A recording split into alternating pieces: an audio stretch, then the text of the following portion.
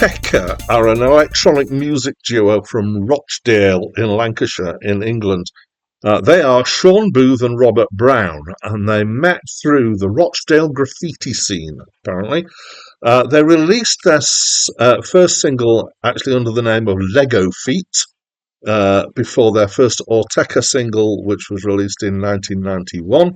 And they have released 15 studio albums in total with a steady output. Hi, my name's Dan. So this was the first album by Autechre, and it's my first encounter with them. I have heard of them, but I think I knew they were an electronic outfit, but I didn't really know what I was going to expect.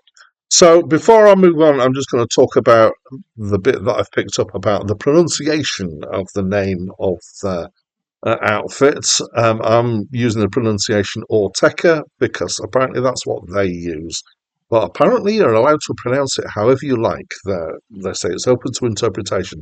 Yeah, I'm not sure that they'd like it if you started pronouncing it as Swan in a River or something completely off the wall like that. Yeah, maybe they just don't care. Anyway, let's get back to the album. Um, I would describe this possibly as being alternative techno. It's definitely instrumental electronica. And if you kind of took a line from techno to ambient and drew a straight line between it, they would be not quite on that line. They'd be a bit up here or a bit down here, but with that kind of angle. They're close to somewhere being a blend of those two. Um, I feel that it's tempting with electronic music to spend a lot of time on technicalities. So I'll try and spend a little bit of time on it, but not kind of major on it. So I would say, this is always is my opinion, I would say that the rhythms are quite techno slash jungle. There's a lot of kind of fast and off the beat. I'm trying to remember the technical word for it, but I've forgotten it just in the moment. And even verging towards kind of drill type stuff, which is quite a bit later on.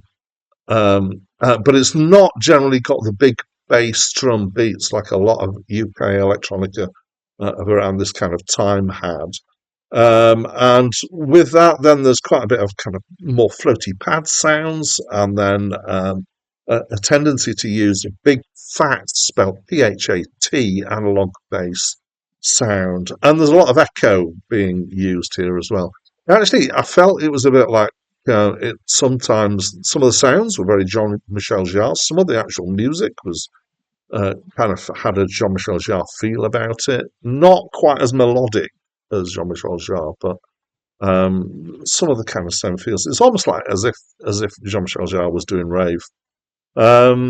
So it's it thoroughly follows what I call my rule of binary electronica, which is that a thing in electronic music is that you've got to repeat stuff. Yeah, that's absolutely what you've got to do. And you've got to repeat it a number of times, which is a power of two. So 2, 4, 8, 16, 32, that kind of thing. And this is very much seems to be locked into that. And actually, having talked about the technical stuff, I want to kind of talk a bit more about how it feels as music, because I think that's more important. So there's quite a variety here, from pretty urgent stuff and kind of in your face, fairly techno with the big bass sounds and the quite frantic percussive sounds, to fairly mellow sounds here and feels in there. Particularly, there's a couple of tracks kind of later in the album where they feel they've kind of they've got it a bit out of the system, and they're doing a bit more kind of mellow stuff. Found some of the tracks are quite interesting, particularly the first few and the last few. Somewhere in the middle, some of them are a bit too repetitive for me and started to grate a bit. It felt a bit like somewhere roughly halfway through, or a little bit less than halfway through, I felt like they were just spending too much time in the key of A minor at the same speed as previous ones, and it started to feel a bit samey. But I don't want you to give the impression that it's all samey, because there is quite a variety. It's just there are a few kind of together in the middle that I felt were a bit more samey and possibly less engaging for me. I'm not sure how good it is as dance music because I'm not really a clubber. Um, as an album, I'd say it feels, and I understand it pretty much is a compilation. It's kind of a retrospective collection of stuff they've done up to that point. Is long at 77, 78 minutes.